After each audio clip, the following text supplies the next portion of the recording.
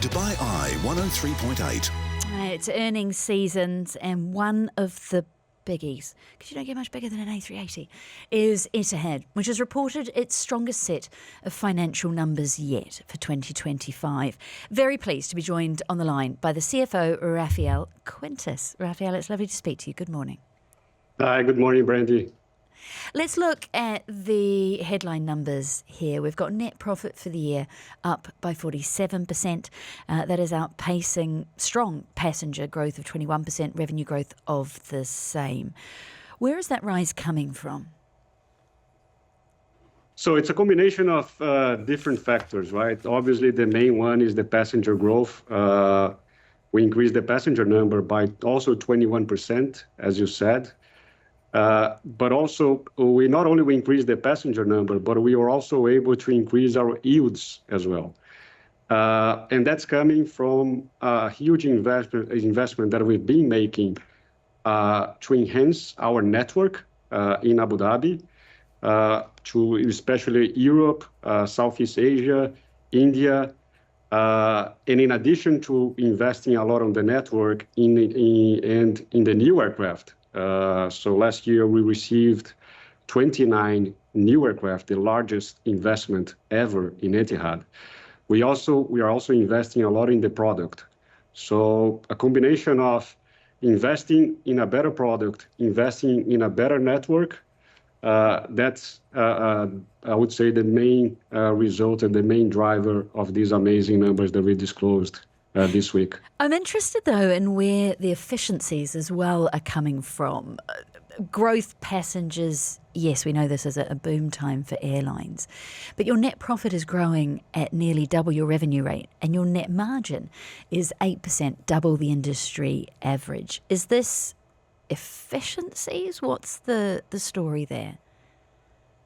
Yeah, on the revenue side, I would say it's a lot of efficiencies as well, but also a network that is pleasing and attending the needs of our customers way more than what we had in the past. So just to give you a few examples, just 2 years ago, we had only one daily flight to many destinations in Europe, like Paris, Madrid, Barcelona, Zurich, Geneva.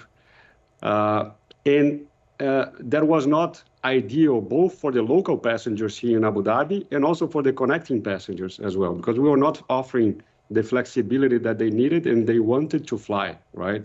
Especially comparing to some of our competitors in the region. By getting new planes and adding aircraft to our fleet, we were able not only to add new destinations, but also to offer more frequencies to the passengers. And now, not only we have the 2 a.m. flight to Europe, but in many, many cases, we have the 9 a.m. flight and the 2 p.m. flight. That also drives efficiency because that increases the utilization of the aircraft. About 2 or 3 years ago, we were flying on average about 8-9 hours per day on average, our planes. And now we are flying about 12-13 hours per day. That alone is about 50% more, almost 50% more.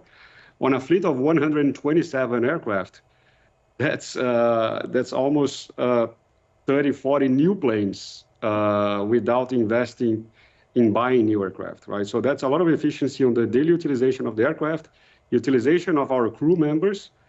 And on the cost side, as you grow, it's natural that you dilute a lot of our fixed costs. And we negotiate or renegotiate many of our contracts, leveraging on our growth as well. Well, that net margin at double the industry average and also the expansion that we are seeing in aircraft, as you say, up by nearly a third last year, and you've got another 15% to add this year. Can you maintain that? If fuel prices rise, if passenger demand softens, can you still maintain that margin and expand at this pace?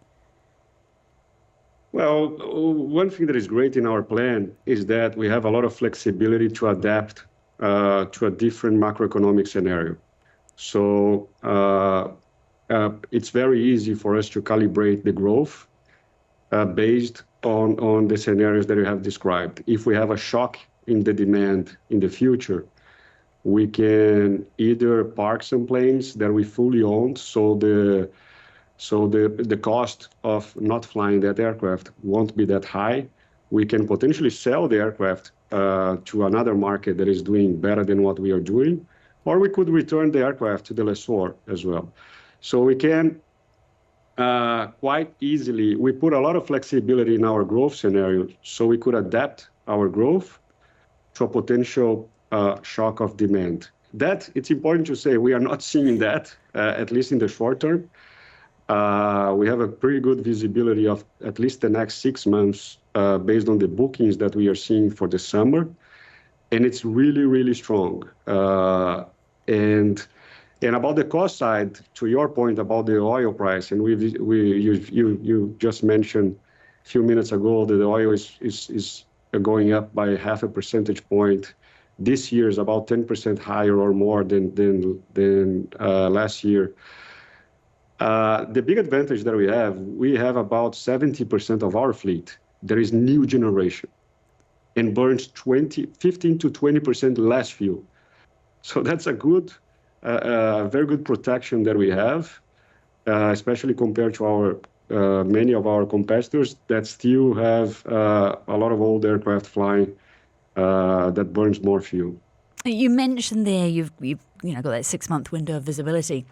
Etihad increasing the investment in its premium economy, bringing first class back to nearly all of its wide bodies and adding a number of new planes this year. What do you expect to see this year in terms of numbers on the back of that larger fleet and more expensive seats? Yeah, that's the beauty of growing and growing to markets where we see demand, right? Obviously, when we decide to allocate and decide where we're going to fly, we have a lot of data where we can make some informed decisions if we're going to add frequencies to places that are doing extremely well, or we're going to launch new destinations, or a combination of both, right?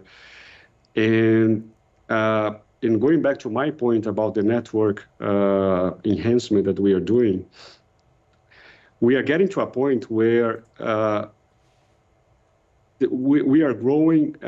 The markets that we are adding and the destinations that we are adding, they are maturing much faster than what they were doing in the past.